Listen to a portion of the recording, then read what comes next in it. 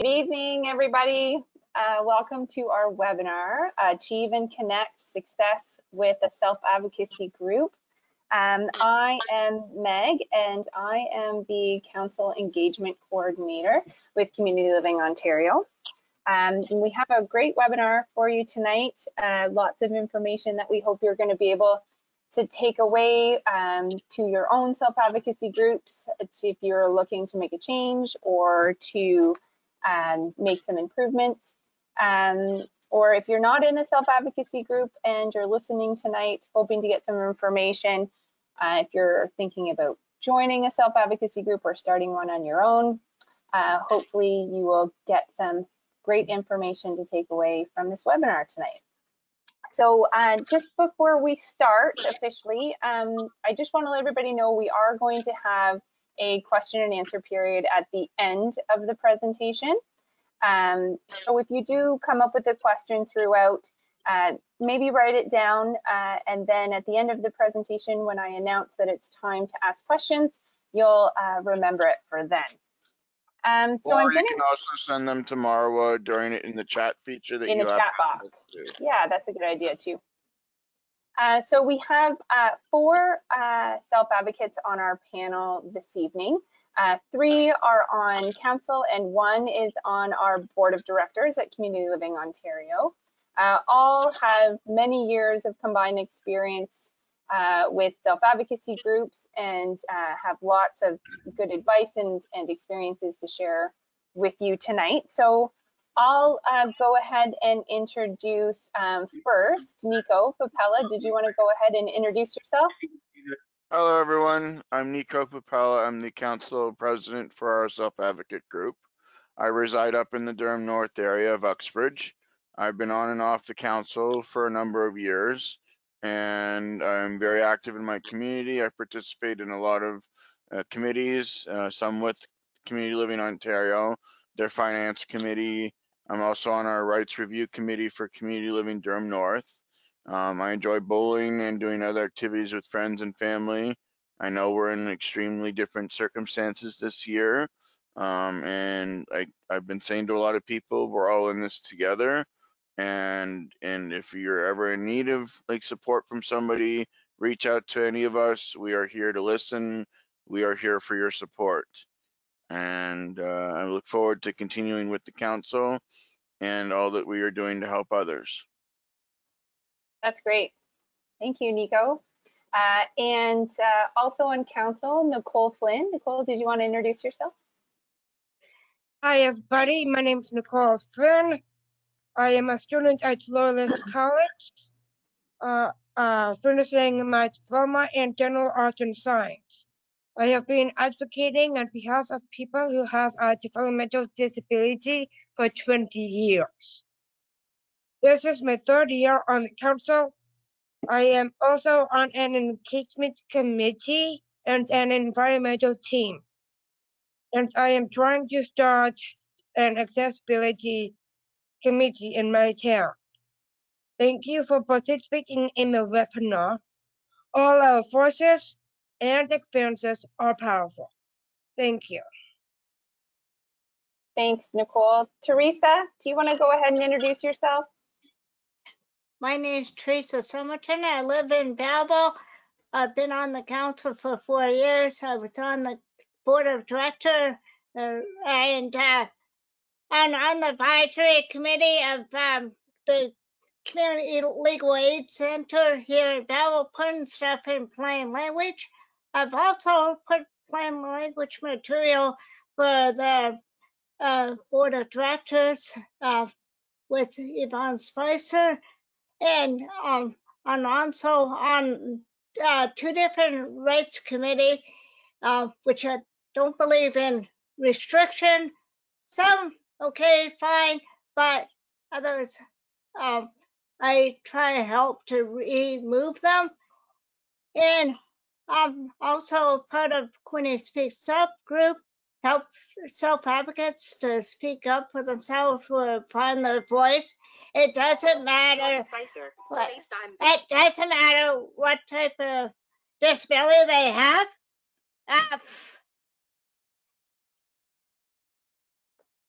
Yeah, thank you. Thanks, Teresa. Yvonne, go ahead. Good evening, ladies and gentlemen. My name is Yvonne Spicer. Some of you may know me. I am an advocate for people with disabilities in Ontario and in Canada. I'm currently on the board of directors with Community Living Ontario as the council appointee and as a director at large of Inclusion Canada, which used to be called CACL. So if you have any questions or concerns, please reach out to me or any of us panelists and we can answer your questions. Thank you very much and hope you learned something to take with you today. Thanks, guys. So just before we start into the presentation, we do Meg, have do you want to introduce poll yourself? question. I did. I am Meg Mitchell, and I said at the beginning, I am the Council Engagement Coordinator with Community Living Ontario. And I am broadcasting from my home here in Guelph, Ontario. So we do have a poll question that I was going to say. We have a question for everybody watching today. So if you can see up on your screen now, if you could take a couple of minutes and let us know, are you already part of a self-advocacy group and looking to learn about some more information that you could take into your self-advocacy group to make changes or improvements? Or are you not part of a self-advocacy group at all and you're just looking for more information? Or none of the above, so neither? So I'll just give a couple of minutes and ask everybody if they could let us know, just to give us an idea of who is in the audience watching tonight.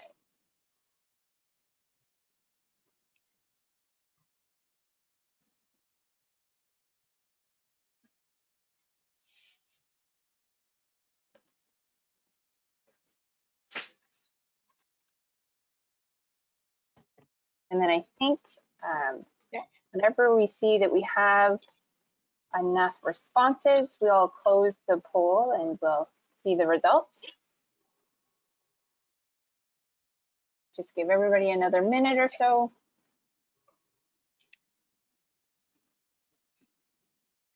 Okay, perfect. Awesome. So it looks like we have quite a bit of the majority of the people listening are already part of a self-advocacy group and looking to learn more, which is great. So we hope that the information that's shared today by our panelists will give you lots of good insight, experiences, advice. It's good to know. We appreciate all your feedback on being able to answer that poll for us. Yeah, that's great. Thanks, everybody. Thank you for sharing that, for the feedback. So we'll start right into, if we'll go to the next slide, we can start right into a question that we're going to have Teresa answer. Teresa, could you tell us about the self-advocacy group that you're part of, which is Counsel at Community Living Ontario? Could you tell us about Counsel, who they are and what they do? Okay, we're a group of council members and we advocate for changes like with OTSP, the government, and we have responsibility like on the executive, like being the president or the vice president or being the secretary or being the treasurer, and it's up to us to do the work. And we have advisors that stepped in if we need her to speak. It will help us to understand what we're struggling with and that. And we meet like 2 or 3 times a year.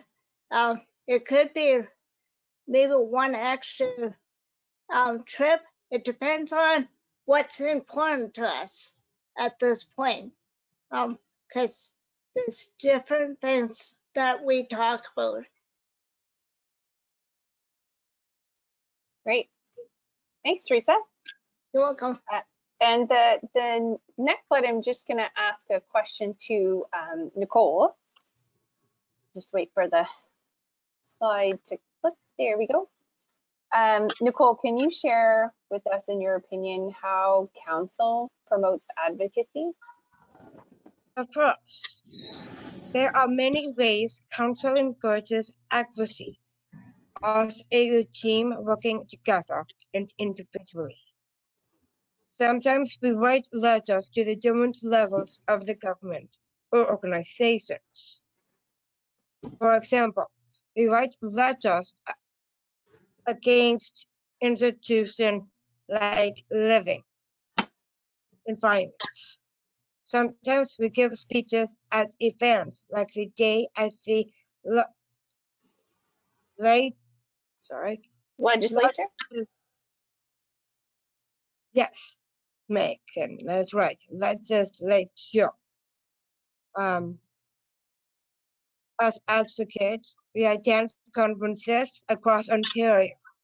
For an example, the Community Living Ontario Annual General Meeting and Speaking Out Conference. We give presentations to help other people find a way to be recognized in their communities. Lately, we have participated in webinars like this one and virtual events like the Community Living Ontario Annual General Conference 2020. We also encourage members to advocate on their own about things that matters to them. Recently, we wrote letters and spoke to our MPs against Bill C-7, medical assistance in dying. If there's an issue someone is concerned about, then it can be brought up to the council, and we'll decide what action to take upon this. We support each other and work as a team to make a decision and solve the situation. Thank you. That's awesome. Thank you, Nicole. Good advice. And then the next question I'm going to ask to Nico. Nico, can you tell us, as president of Counsel, I guess, do you feel that Counsel is respected within within Community Living Ontario, or within province, that kind of thing? Can you share with us? So yes, I feel we are respected, and I also feel that we are not. It all depends on the issues that we're faced with and the topics that we're dealing with. So if we're not showing respect when we're trying to get these issues resolved, then obviously it's not going to be shown back to us. And that also goes in line with the second question of, do we feel like we're being listened to? When we work as a team to solve issues, then we are definitely being listened to. If we're not getting responses from people when we're trying to deal with these issues, then it makes it harder for us to feel like we are being listened to, and we're just kind of being shrugged off. And to me, I find that a bit annoying, because we're trying to help the people that we support, whether it's someone with a disability or an advocate that's trying to do better in their community with the issues they're struggling with. So again, it's a two-parter, yes and no. So I mean, if we want to be able to get the issues resolved, and we are getting the appropriate feedback, then yes, we're being respected and listened to. If we're not getting that feedback, then we need to know where we need to improve on, or how we can do better, or figure out another way of how we can reach a resolution to the problem. Perfect. Yeah, great. And then Nico, if you can share with us, we'll just switch to the next slide here. Maybe just a little bit of information about how Counsel forms positive connections, builds healthy working relationships within kind of within council with different groups across the province, whether it be self-advocacy groups or government groups. Can you share with us about that? Yeah. So as we've got it broken down into the 3 sections there, forming positive connections is very crucial, and all of these steps that are shown here also relate to communication. So when you're forming positive connections, especially with government bodies or other groups that you're trying to work with, you want to make sure that you're always being positive and trying to figure out how can we best help you, or like how can we work together to achieve a common resolution. And each of these things in this slide here go hand in hand. So you're building a healthy relationship with those people you're trying to help, so that way they can say, hey, these guys helped us try and come up with some solutions on how to go about fixing a problem, and you're working great as a team to achieve that goal. And that also leads into support and encouragement. You're working together as a team, whether it's just the advocate group you're part of, or whether you're trying to support and encourage people to be a voice and speak up when they have concerns. Like, you definitely want to always be supportive to someone. As a motto that I go by from our local agency is, in our advocate group, is there's no I in team. And I may say that a few times, but it's very crucial, because you're not one person, you're working together as part of a team, and you're encouraging each other to do positive things, and you support each other to achieve those goals. Awesome. Which is, yeah, that just goes to highlight how important support is within your self-advocacy group, encouraging each other, those connections, right? And being there for each other. So if, say, one of us is having a real crappy day and we need that support, we are there for that team member, and we help raise their spirits and help them in any way we can. I mean, yes, we are a group of advocates that are working on larger things, but we're also there for each other. Perfect. Yeah, great point. And this next question I'm going to ask to each one of you guys, because I think it would be important to get information or your opinions from each of you on this one, because it can be a very personal experience, right? So Nicole, do you want to share what makes Counsel special to you? Yes. To me, the council is important. Sorry. The council is important to me because we work together, making critical decisions, and we raise our voice to be heard. We have a speakers list where we take turns speaking. We listen to each other, make suggestions, create solutions, and see where we can improve. We are supportive and encouraging to each other. We are able to express our emotions from our personal lives and reflect that onto council issues. Thank you. Perfect. Teresa, what about you? What makes Counsel special to you? What makes Counsel special to me is because we're able to speak to the government what we need or what we want. Like, talk about the budget and what is it like to live in poverty, below the poverty line. Because if it wasn't for us speaking up for ourselves and helping each other out, the government wouldn't know exactly what it's like.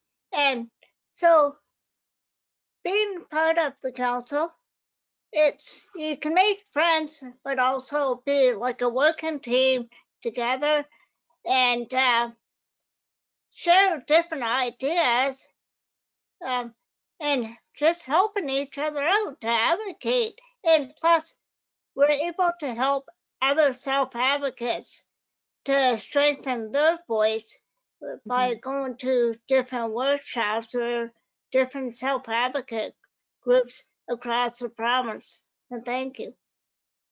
Perfect. Yvonne, I know currently you are on our board of directors, but you have been on council in the past. So when you were on council, what made council special to you, or what was special about council from your experiences? I would have to say, since I've been on council for almost 12 to 13 years,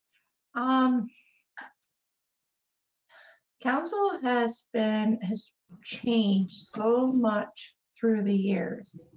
We've had different people come on, come off, the committee. We've done so much advocating to the government. As every time we've done presentations at the conference, we've had many people would ask us, you're doing all this work, but what about this? What about that? Biggest issue is poverty. So basically, we're always focused on poverty and how to help to get the voices to the government to make them listen and do something about it. Just last year, we had the pandemic pay cut off, and many of us struggle to make ends meet every day. Government's not really caring. They're throwing out money for people who are unemployment and in different other ways that are being affected if they're going to school as a child in elementary or secondary school, but they're not understanding that poverty faces everyone, no matter what who the person is, even if they don't even have a disability. But what I think council is to me is that we've done so much hard work over the years that I would like to, for it to continue.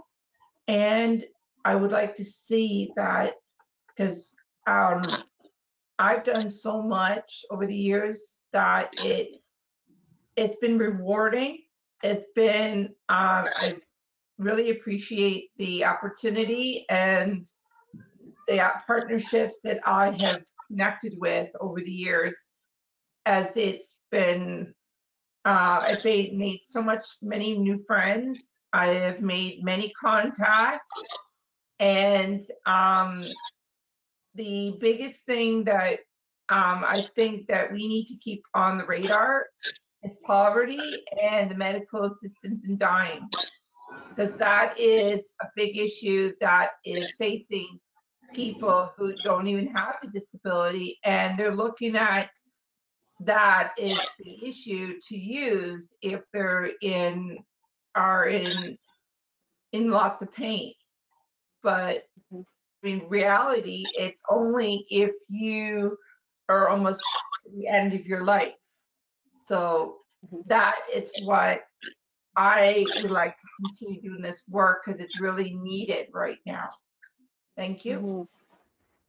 Yeah, so it sounds like council has been special to you because it's given you an avenue to make sure that you can advocate for all those important topics, right? Awesome. Nico, why has council been special for you? Well, as I've been on and off the council for a number of years, like Yvonne has said, we've built connections. I've built connections, made a lot of friends over the years of being on council. And the stuff that we've been doing is it's slowly making impacts, but it's good that we're working together to achieve those goals and trying to make sure that we are being heard and that the government's understanding that the issues we're facing are very serious, and we want to make sure that people are getting the correct help they need, especially financially with the poverty issues. So it's very critical that they listen and work with us, so that way everybody will be listened to, and I enjoy working with each and every person I've been part of with the council over the years, and it's great having that the dynamic of people with different abilities doing what's special for them, whether it's Mhm. someone with a letter writing ability, people who are very vocal on issues.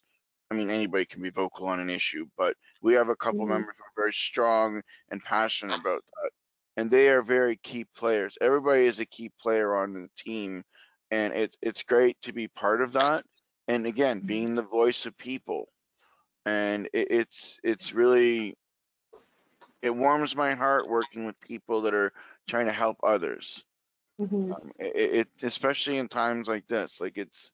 I mean, even if we weren't in the pandemic, we're still facing poverty issues and other issues too, which I'll get into later on. But Right. it's just listening and being heard and making sure that we get the outcome we're looking for. Perfect.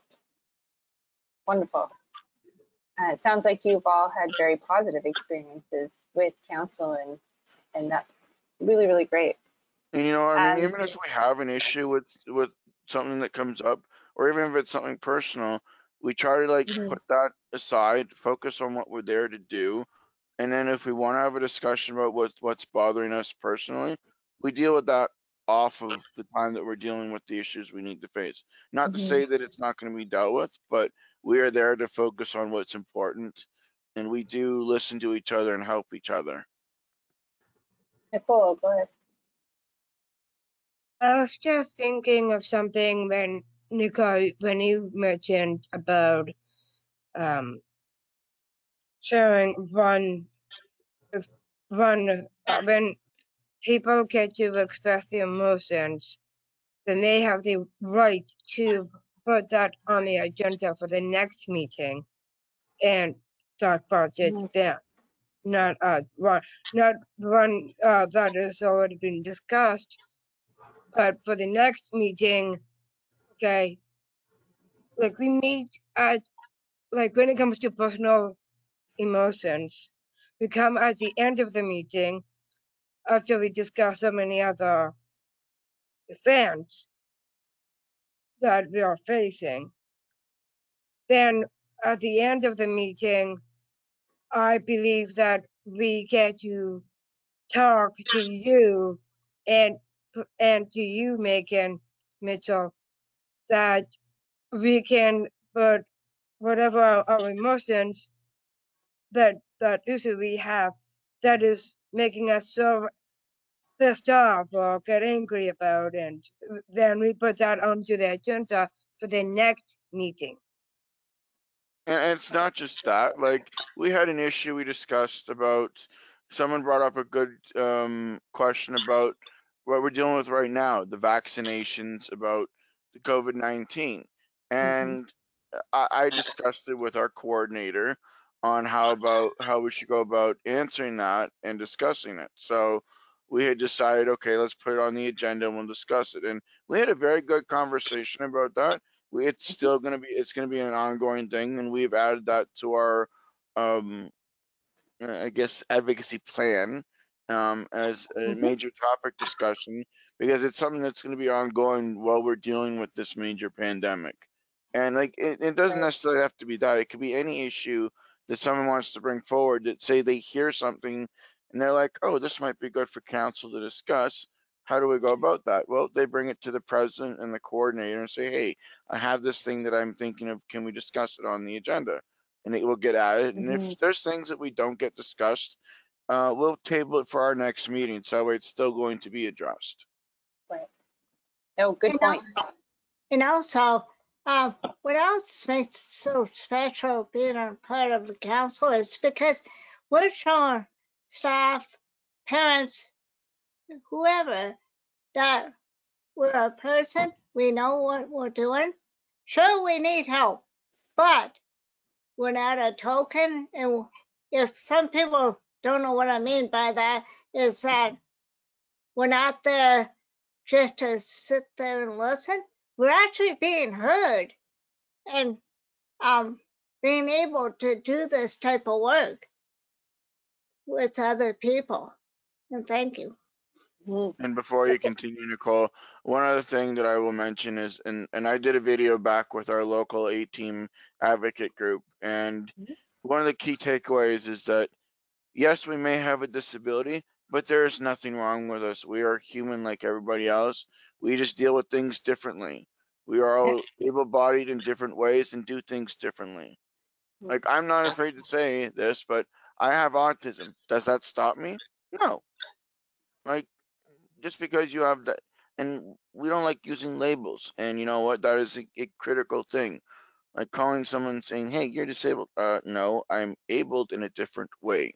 No, good point. Nicole, you wanted to add something before we move on? Yeah, actually, that you just mentioned about disability versus ability, I get the idea. Because to me, like what do you say, Nicole, that you have something that doesn't stop you? Well, to me, my saying is having Down syndrome doesn't stop me. Society does. It's the society that is pushing us to whatever we want to do.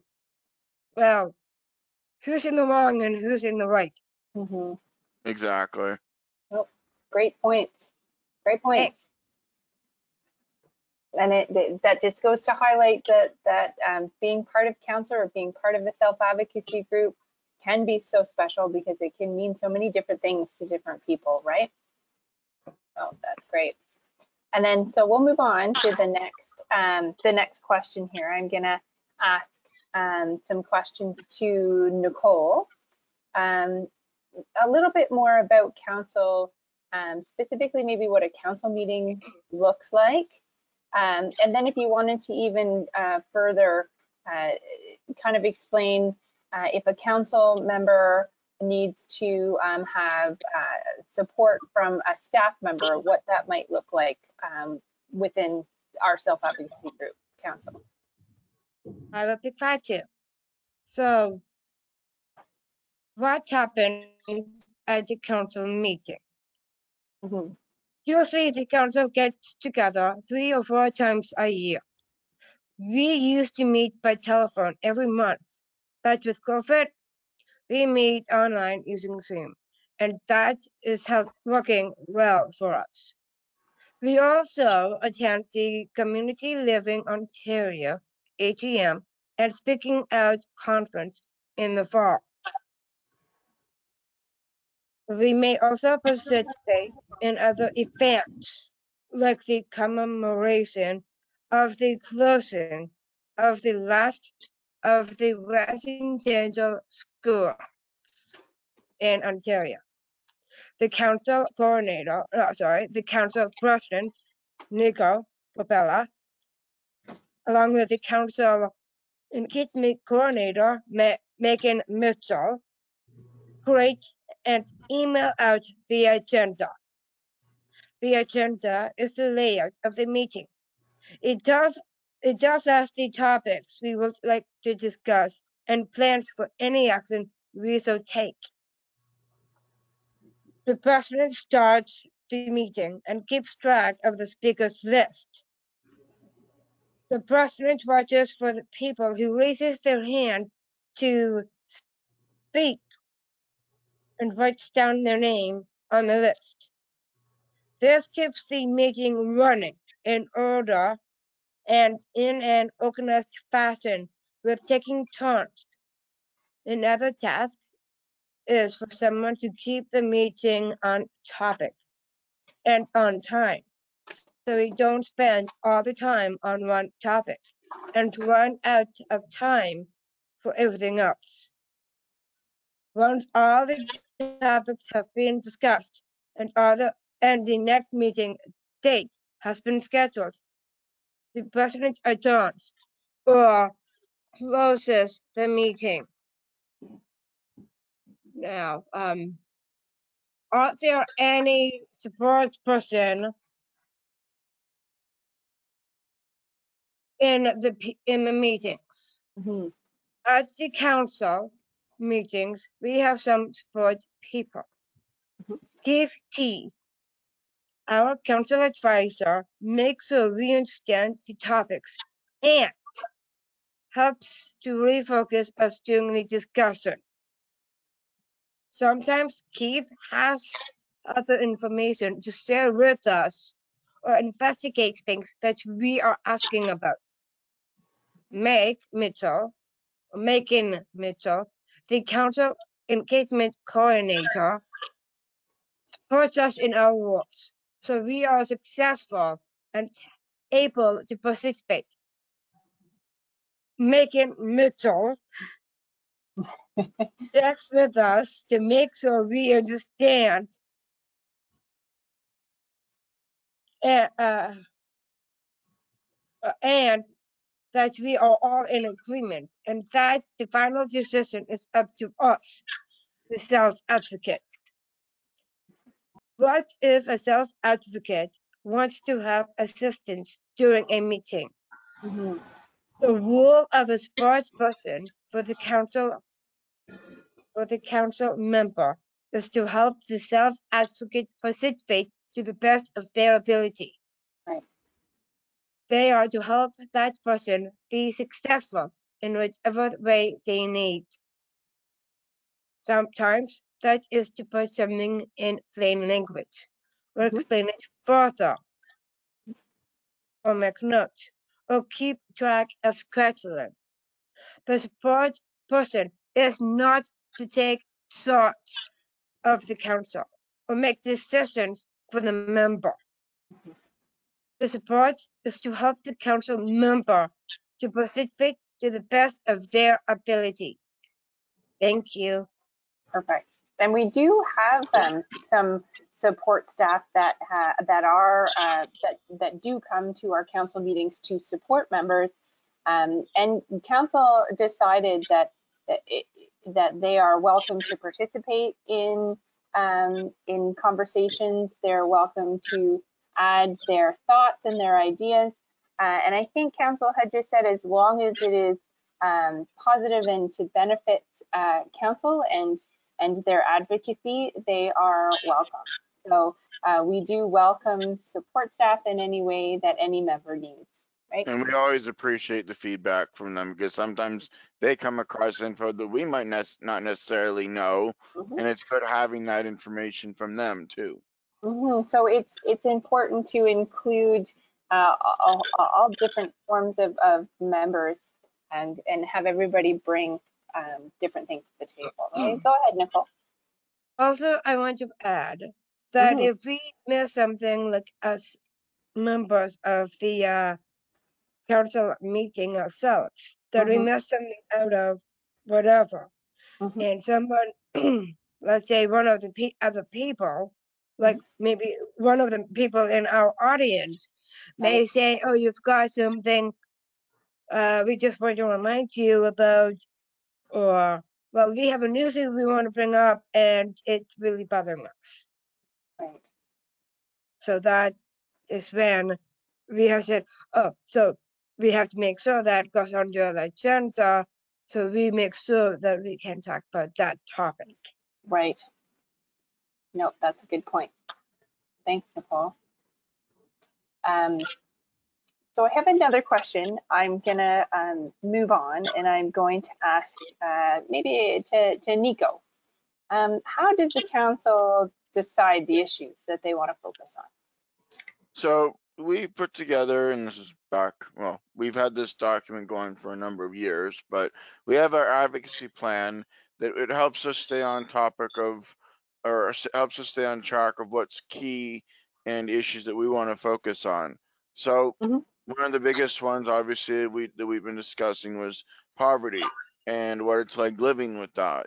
Yes. Another thing that was brought up, which I mentioned earlier on, was what we're dealing with right now, the vaccinations with COVID, and what our rights kind of stand around that, and whether we can refuse it if we need to. So we also go into other discussions too about people's issues with the mistreatment of living in homes due to staffing issues or lack of access to health care with proper treatment. And it all depends on what we feel is key that we need to discuss. We put this into our advocacy plan document, And it helps us kind of figure out, okay, if there's things that we may have worked on or things that we need to follow up on, it helps us keep up to date with what's going on too. So like there could be changes going on that we need to be updated on, and we'll reflect that in our document. We're currently working on a new system for that, but it's Mhm. always having that feedback, and we come together as a group to decide what is key issues to focus on. Not to say that there isn't something that isn't important, but these are Mhm. some of the things that we feel are like very high priority, that need to be addressed sooner as opposed to later. Later. Um, and to Perfect. answer your other question about, um, what I've found the most effective way to advocate is being a voice, listening and working together. Because if you don't listen to an issue that's going on or an issue that someone has, how can Mhm. you help them get that problem resolved? Right. Like being an advocate and being effective is that you're listening, you're working together, and being that voice. Yep. Totally. Yvonne, I think, um, did you want to speak to effective ways to advocate that counsel, or maybe any of your experiences in your other self-advocacy groups, effective ways to advocate? Can you share? Yes, I can. Well, yeah, I found in my current and previous experience, Mhm. the ways of getting your voice heard Mhm. is either find someone you trust, find someone that knows you, listens to what you want, Mhm. and how you can get things accomplished. So if it's, say it's ODSP, well, there's different ways that you can make your voice heard about ODSP. Join the ODSP coalition. Your fellow NPP Mhm. and tell them your story and how you are being affected and what it's like, what's your routine, what's your daily life like on being on ODSP, and what's your trials and tribulations, your expense, what your experiences, and how what they and see what they can do to further your concern to the right professional, which it could be the Administrator of Community Social Service, Todd Smith. Try talking to Todd Smith. Write a letter. Call his office. Maybe we could see if we can make an appointment to see him in person. And if or even attend the Day of the Legislature event that Community Living Ontario puts on every year, and see if you can make a point of making arrangements to meet with your MPP or Todd Smith during that day, and make him aware how bad the situation is that you are dealing with, and see what he can do for you. For myself, I just recently had a victory as of today, and because I took a stand on how someone was being affected for something, and with me speaking up and not remaining silent, I got a success out of it, and that makes me so proud that I was able to take a stand and advocate on behalf of that person to the proper people to say, this is what I'm seeing. This is why I think this needs to be fixed. Mhm. And this is why what we can do to solve it. That's perfect. Thanks, Yvonne. Teresa, maybe you can share with us, we'll just switch to the next slide, and maybe you could share with us a bit about Council's core values, or what might be their reasons for actions, for the reasons for why they do what they do.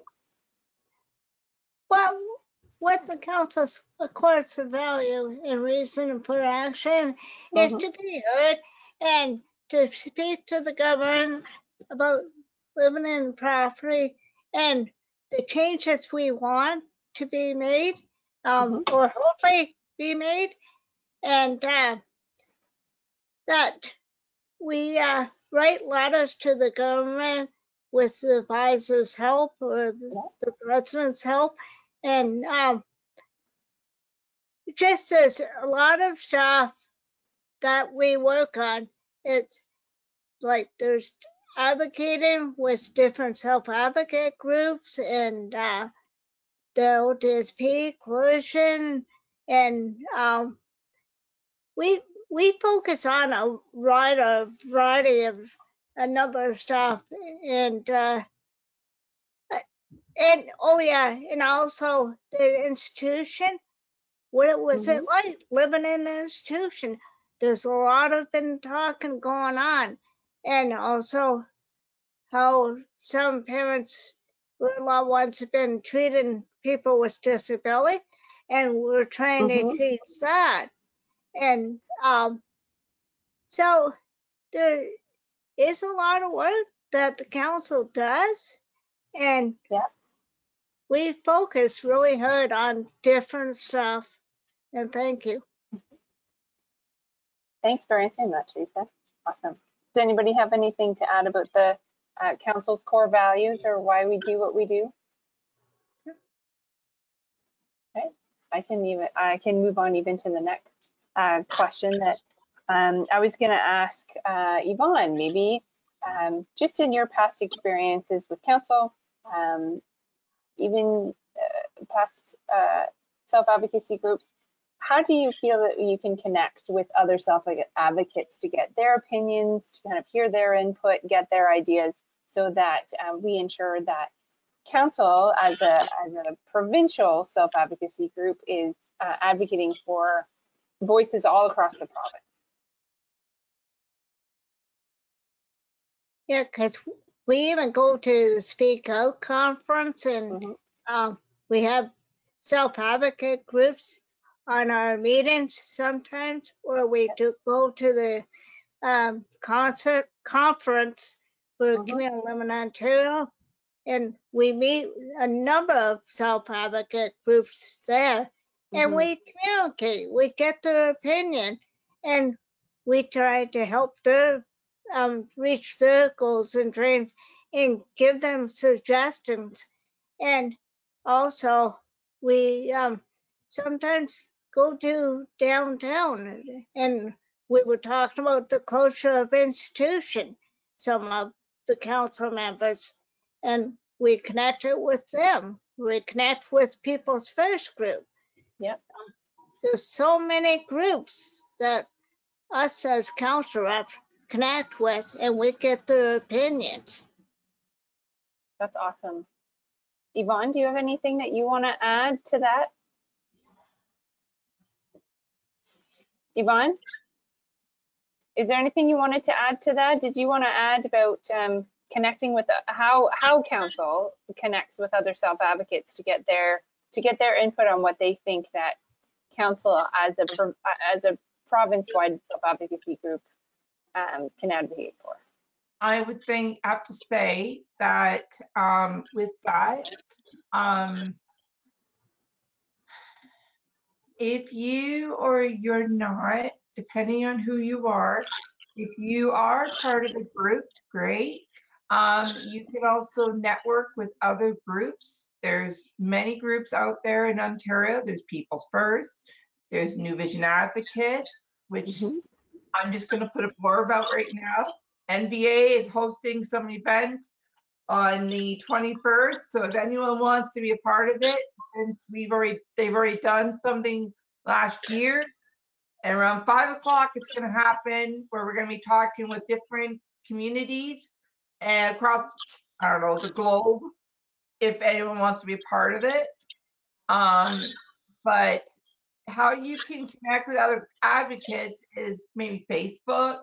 You can talk to some of us. We're a good resource. By hearing their opinions and their insight on, you know, like how we see being an advocate, like what we can do to support you, that we could do that by, you know, working together, like talking to the council on Facebook. They have their own page, they call it the council. Some of us on the panel, we have our own private Facebook pages. If you want to connect with us, we are really good help that can connect you with other groups.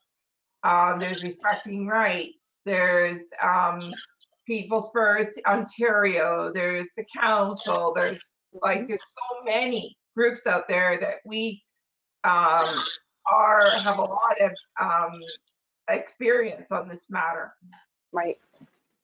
No, that's a great point. I want to Perfect. say that also another way that when we connect with other self-advocates is when we do events, and it's even Mhm. some of the fun activities that we do at those events. So, fun example that I'll give is that was good for me was that back when they did the light up the falls when we were in Niagara Falls, I Mhm. was one of the last people who bought a raffle ticket for it. And by fluke, I actually was the first one drawn to go light up the falls. So when I was part of my self-advocate group then for Durham North, one of the support staff from my group was like, "Hey, we want to come too, so we can see it." I'm like, "Yeah, there's only a small amount of room in the cab." So, but it was that connecting with others and doing something fun, and it was an awesome experience to be able to do that. And it was neat seeing what it looked like up in the falls and how they do things. And of course, they've changed a lot of that now to digital, so it's a lot different. But it was Mhm. that experience and enjoying time with other advocates and having fun. Right. And I have another quick question I wanted to add too. Anybody can answer this. If you could give advice, how do you keep your self-advocacy group from just being a social event? Like, how do you get self-advocates within the group to stay focused on advocacy rather than just being a social gathering? Does anybody have advice on that, Nicole?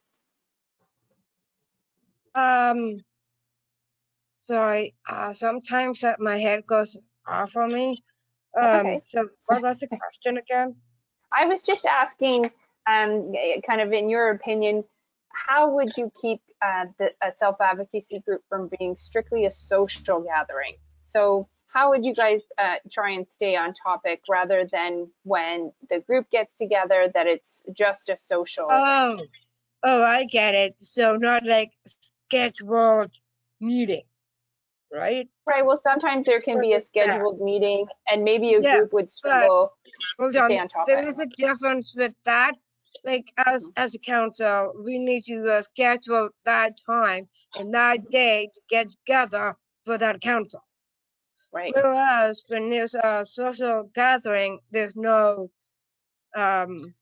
scheduled day or date or whatever time. Right. It's whatever they want to get into and saying, okay, I want to get together and talk. Mhm. And eventually they will like go out. First they need to develop the connection within the communities and start with what they already have in their strengths. Like start on the strength, not looking at their weakness, but to develop the strength and enhance their ability to connect with that community and start off with what they know first. And from there on, then they can discuss what they really want to be involved. Maybe they want to be involved with us as a council, or they want to be part of the People's First, or they want to include different organizations or somewhere like involved with around the globe, which I don't know what that is all about, that I like to be involved in. But yes, something like that type of thing. And Yep. Yvonne, you want to include something?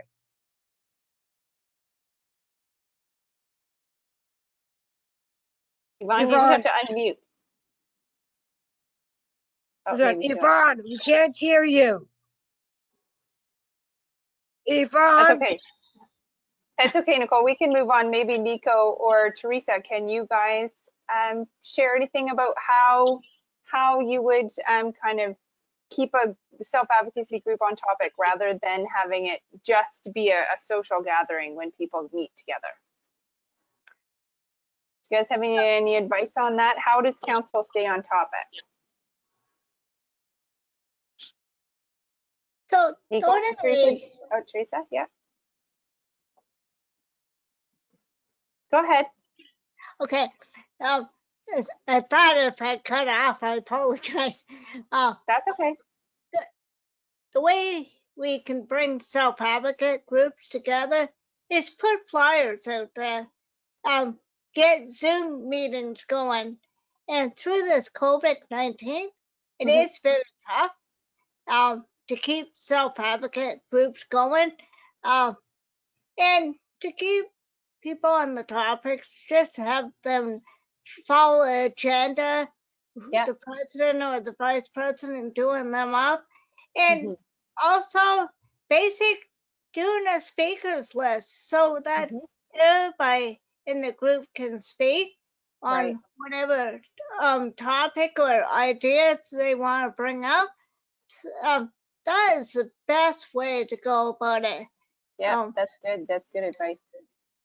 Yeah, because you just don't know who you have in the group. Like, you maybe need, there's maybe someone who's very shy. There could be someone with hearing loss. And to deal with that, it's like the words are bouncing off the walls if there's too many people speaking at once. So, doing a speakers list is a great idea. And also giving other people a chance to speak and having an agenda is a great idea. It's a great idea because it's easy to follow and stay on track, right? Yeah. And I think it's important too, just from working with council, we do have designated social time. So before COVID, when we used to get together in person, we would have a dinner or some kind of social event before our meeting. And so we knew we could do all our socializing then. And then we would have our meeting and have an agenda, like you were saying, Teresa. So we knew that was the time to get down to business.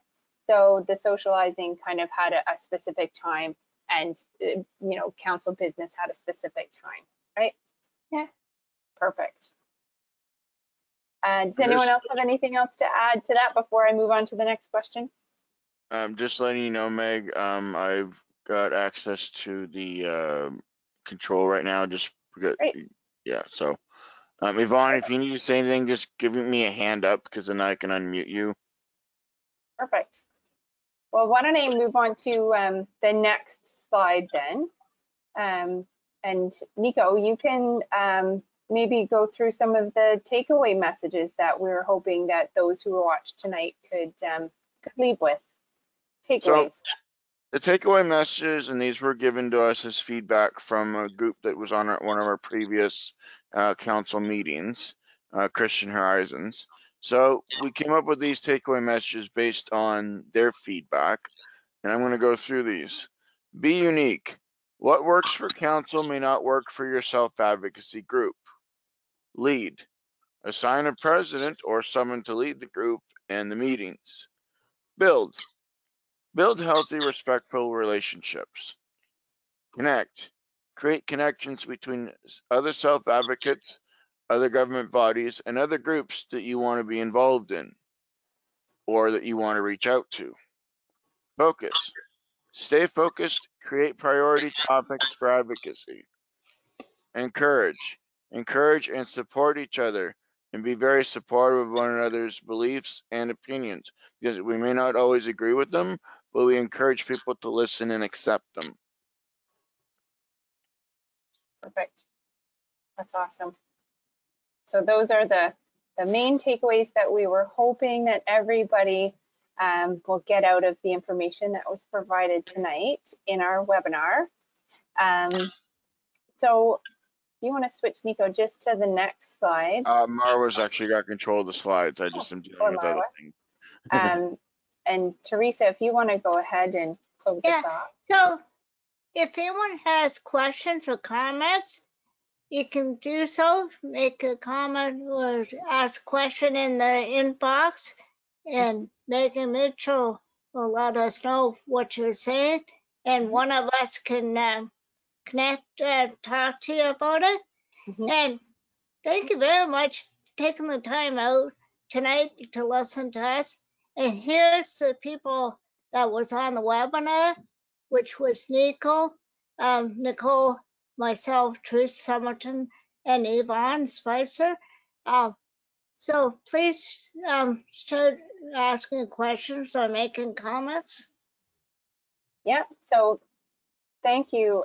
As Teresa said, thank you everybody for joining us tonight. I hope that there was some helpful information that you got to take from this webinar, but we would love to hear from you guys now. If anyone that is watching has any questions for our panelists, if you have any comments or things that you would like to share with us, this is the time.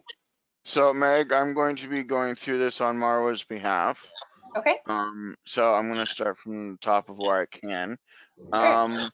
Someone asked, Paula asked, if someone has autism, is it okay for a staff member who is supporting them or him to yell at him or her? I'm just going to say him or her because it could go either way. I'm going to actually answer that as myself with autism. If a staff member is supporting someone and they're yelling at them, no, it's not okay, because the person's not going to understand it and why they're yelling at them, because someone with autism has a different understanding than what you or I might. So no, it's not okay for, and actually, to be fair, in any situation, it's not okay for any staff member, whether someone is autistic or not. It doesn't make it right regardless. So I hope that answers your question. Michelle asked, how long can you stay on the council? So I'll let someone else answer that one. Yeah, does anyone else want to answer that question? How long So, are the council terms? Go ahead, Teresa. So you can stay on the council for 8 years, but it's a 4 years, then you step down, and then you can leave for a year and then come back on for another 4 years. Actually, Teresa, it's you said it right the first time. So it's 8 years before you have to step down, but the terms are 2-year terms. So after 2 years, you have to run again for the spot. So you have to run again for election, and you can get voted on again for 4 2-year terms, which equals 8 years. So I hope that answers your question. Marwa's going to unmute a gentleman named William. He had something that he wanted to share. Marwa, if you can do that. Okay, thank William, you. are you there? Bye. All right, go ahead, William. I'm also on a Zoom call. Hi, Rod. I'm also on a Zoom call. Is this a good time? Is this a good time, William, for you to share? You had something you wanted to share with everybody, or should we come back to you at the end if you're busy? William, if you can hear me, I'll come back to you after I do a couple more. So let me just continue in the list here. Where are we here? Bear with me for a second. That's okay. Deborah Rose asked, can you share your advocacy plan? Yes, we definitely can with Meg's permission. Yeah, I can email it. Hi, Deborah. I know Deborah, so I can definitely email you a copy. I have your email, so I will send it out. And if anybody else watching is interested in receiving a copy, you can email myself or any of the emails that you see on the screen here, and we can send you a copy. Someone also, Stephen asked, how is someone with this disability able to start up a business? If I understood that question correctly. There are many resources online. I personally don't know how that would go about. Maybe Yvonne might know. Oops, I'm gonna have to unmute you, And Yvonne. I don't know Nicole, what. you have your hand up I'm too. gonna Do have you to want to unmute. share? I'm gonna unmute all because apparently it's not allowing Yvonne to unmute. That's okay. I think Nicole had her hand up to answer as well. Yes, I did. I actually Go know ahead. the answer to that question, Nico. How to, are you saying to get how to start a meeting, you mean? Or start your own business? Well, I believe to start your own business is to connect with your communities. Mhm. Oh, and work with your GSP. That's a little different from starting a self-advocacy group. Hold on. Yeah, go ahead, Nicole. So I'm being corrected here. That's okay. There is a way to start your own business, and it's through OGSP. Okay. And contact your worker, and from there you can start your own business. Okay, that's good advice. I'm gonna Does anyone continue. have anything to add, or do we have any more questions? Yeah, there's a few more here, so I'm Okay, just go going ahead, down the Nico. list. We had a few good comments saying great job with the webinar presentation, everyone. Alicia Soares said Teresa and Yvonne are my heroes. They've taught us a lot for our group at Christian Horizons. Awesome. Elizabeth McDonough said you guys did amazing. Thanks. Donna also put a comment saying thank you, Nico, Nicole, Yvonne, and Teresa. Another thank you, great presentation. I'm wondering if there's a master list of all the self-advocacy groups across Ontario. There is, I believe, and it's quite lengthy, if I'm not mistaken, right, Meg? Yeah. I don't know. I can ask and see. I don't know. Leslie was asking, are you able to host meetings during COVID? And if so, how are you doing this? We are doing a lot of our meetings through Zoom because of COVID. Otherwise, we normally would be meeting face to face or on the phone. So COVID has once a definitely month, changed a right? lot of So that. once Yeah. a month we meet over Zoom. Yeah. Where before COVID, once a month we would meet on the phone. And then, like I think somebody said during the presentation, 3 or 4 times a year in person before COVID. Obviously, we haven't met in person since, but we've just been doing monthly Zoom meetings, which have been successful. And I've just been prompted by Marwa. Stuart was asking, let me just find this question here. Stuart McCoy was saying, how do you join the council group? We do elections in this, not elections. We put out notice in the spring for our elections that happen in the fall during the our usual annual conference that we put on. This past year was done virtually, first time in the agency's history. It was very different. So it was well done, and as being part of the planning committee for it, along with 2 of our other advocates that are on the call right now with us, they were part of it, and it was a tremendous success. We had a few hiccups, but that was to be expected. Yeah. But you're right, Nico, the call for nominations for council goes out usually in the spring. I want to say about May. There's an email that goes out and it's a call for nominations that includes a nomination form. So that nomination form has to be completed and emailed back in. And then that we have the elections in September at the conference. So you have to run in the election and get voted on to council. So there are 12 people on council. And usually there is not that many positions at a time because it depends on how many people's terms are up, but it's usually about 5 or 7 spots up for election. And I hope that answers your question. I can't And that remember the gentleman's name. If it's Philip, I think. Stuart. Stuart. Yeah. And If Judy you have had any more asked, questions, you can email any of the emails on the screen as well. Judy had asked a question which has already been answered, but how many people can be on the council? I believe Yep. we have a maximum 12. of 12. Mm-hmm. Yeah. And it's from across the province of Ontario, and we have at least one representative from Central Ontario, Northeast, Northwest, Southeast, and Southwest Ontario. So we have to have at least one representative from each of those areas. William is apparently ready to share. I'm going to quickly answer this other one from Judy. If you want to be part of the council, how to go about it, which we've explained part of that. Is it a yearly commitment? How many people can be on the council? So it is a yearly term. 2 years. And you, 2-year term. 2-year term. Yep. So it's a 2-year term, though. I mean, you're always. I mean, if you need to back out for any reason, but the terms are 2 years for a maximum of 4 2-year terms or 8 years. Okay, so Marwa, if you can unmute William, she's ready to share now, and then we'll get back to a few more questions.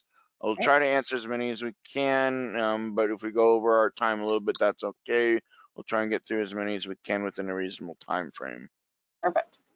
So William, the floor is yours. There we go. How you doing? Oh, we're doing good. That's good. That's good. I would like to share that me and my leader, Caroline, from Our Voice Matters York, we thought this was a great presentation. We're watching together. I created a Zoom link and me and her on the Zoom together. I also want to say is I am starting on Thursday, Our Voice Matters Peel Halton, because they don't have one. So that's another self-advocacy group. And yeah, and our group here in New York, that's actually interesting to have 12 council members from each district. Yeah. Or from the province. So we have 12 from across the province. So at least one from each area, a total of 12. Mm-hmm. Wow. That's amazing. Yeah, it's great. Years ago, and I'm going to share this with you, William. Years ago, and Yvonne will verify this, but years ago, our council had different smaller regions, and it was more confusing at the time because it was like, oh, you're in this region, that region is. It's like, got to be really confusing. So they kind of just narrowed it down to make it easier. So it just to make it easier for people to understand. Okay, there's the north, the south, the east, the west. You got central. So. Yeah, it was very different a number of years ago, right, Yvonne? I don't know why Yvonne can't unmute. Oh, she's saying, hold on.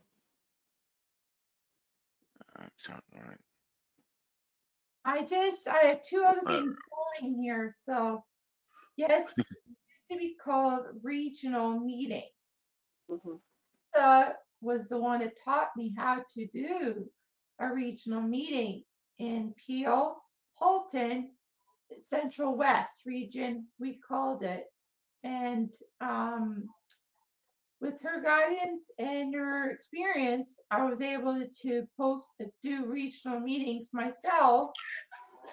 So that way it connects the advocates, the families, the directors, and the executive directors, so we can all talk about what each other's doing and maybe collaborate and maybe partner with each other to say what we're doing. And how would I go about starting like a regional meeting where I am? William, I've been to your group out in Our Voice Matters in York Region. Teresa and I actually came to your meetings before.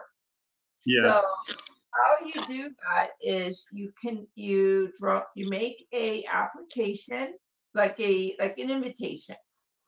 So you make it like an invitation, you set it up the way you want it, you invite who you want, if it's family, if it's directors, like the directors on a board of directors committee, the parents, it could be the executive director, it could be advocates, like people with a disability, and you send it out.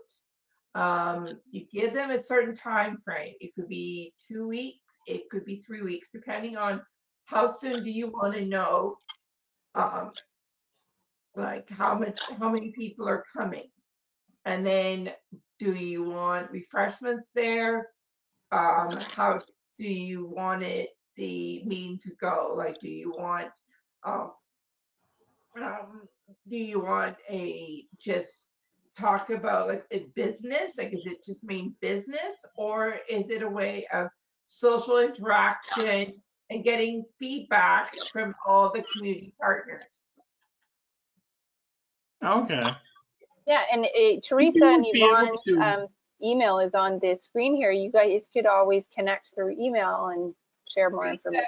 It was your main contact that came up there with Alicia Suarez, or that invited us to come up. Do you think you'd be able to help me, Yvonne? Do something like that? Of course, yes, I can help you, no problem. And Teresa, if she wants to help out too, or any of the other ones like Nicole or Nico want to help out, more the merrier. We can help all of you guys out. Whatever you guys ask of us, if we can be of some assistance to you guys, let us know and we'll be able to help you. We can do it on Zoom right now. I know you've done Blue Jeans before, but whatever works for you.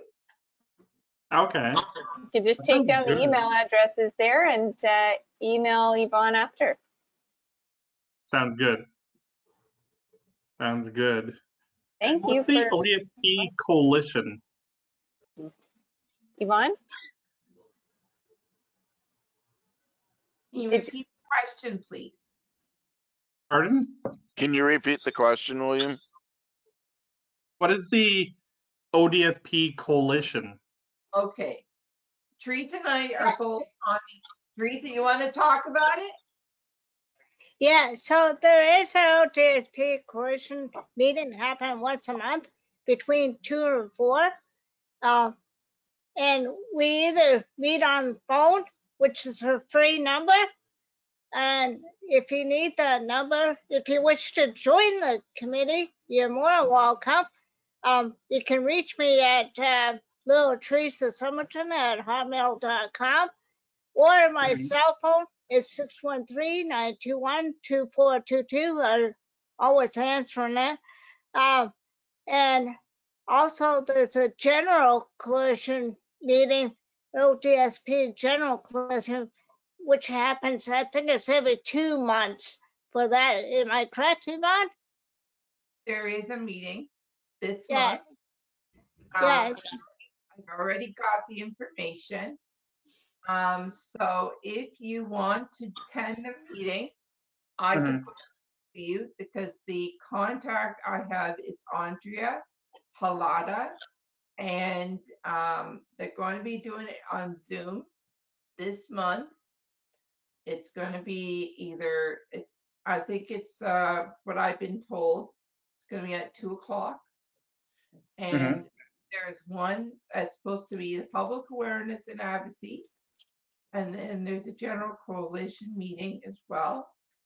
So we talked about a lot about the ODSP, such as earnings, employment, what the government is doing when it comes to income. So like how much money we're getting. And if you do want to join, William, we're always looking for newcomers. If any of you guys that are seeing this tonight, if you guys want to attend the ODSP Coalition on Zoom or on the phone, let us know. Email me or Teresa. and we can send that information to you because they're always looking for members. The power in numbers that we can actually make the government aware and they could do something about it. And also, they do have a Facebook page, the OTSP Coalition. So you can go on there, make comments, or add yourself to that group. And there's a lot of discussion going on there. And if you do join the group, it's almost like the council, but a little bit different. Okay, so you have to be on the committee for at least a year or so before you jump to be the chairperson or the vice chair. And it for a it has to be a self-advocate to be the co-chair. And also, they usually ask someone to take notes to do those up and then to send it out to the whole group of what's being talked about that day. Okay, Thank that sounds good. Yeah, thank Are there you. any more questions? Yeah. Whether from William or from anyone else that's watching? William, do you have have anything else you wanted to ask before we about move on? No, to any other- let me 5 or so more minutes. let me ask Caroline if she wants to say something. I'm asking her too. She said she's okay. Thank you, we William. appreciate your feedback, William. It's greatly appreciated. Perfect. Nicole, is there any more questions from people watching? There is a few. There's only a couple I'm going to touch on. And I'm sorry, folks, if we don't get to your question, it will be followed up on afterward. We will get back to you guys for the ones that we don't answer tonight. So let me just read what Mara was sending me.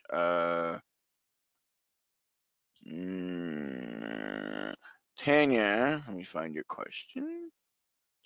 I believe Tanya Caruso asked, do you have an advocacy plan for set of goals that the council will be working on? So the advocacy plan is basically what we kind of were discussing earlier. And that's like the main focus points of what we work towards. Now that can be changed at any time. We can always add to it at any given time when we have our meetings, if there's issues that come up. And somebody had asked earlier, and I was reading the question, if we have a template. It's not really so much of a template. It just basically come up with a list of major priorities that you want to work on, and then you just kind of share that with the rest of your group, and then figure out what other feedback you want to do, and then start the ball rolling on where you want to go with who you want to speak to, and get those issues starting to be worked on. Another question that came up was, how do you structure your regular board meetings? Is there an outline you can provide that might help us to keep our meetings on topic? Like Nicole was saying earlier, the structure we follow is that the president runs the meeting. We have our agenda of stuff that we will go over.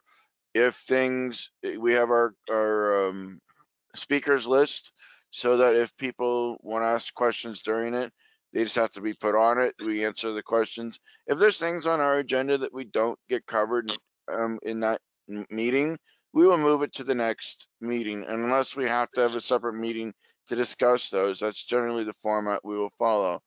I hope that helps you. If you have more questions relating to that, shoot us an email. We can follow up with that. We've had a lot of comments saying, very good job, everyone. It was very informative.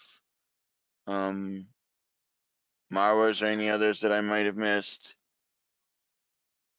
Actually, I'm gonna put this one out. Elizabeth said, are there contact info to get connected to other advocacy groups? I'm starting one with St. Catharines Community Living. So you could reach out to any of us. I'm sure we all have our own contacts. I'm sure Meg's got contacts too we can always help you figure out who you can reach out to for more information. There was a question actually, and I skipped over it, not intentionally, but it was a very good question. somebody had asked, and this is something that my group has done a lot of, is where'd it go? Give me 1 second here. Oh, here we go. Donna McEwen asked, do you have any suggestion on who we can invite as a guest speaker to talk about abuse and neglect education?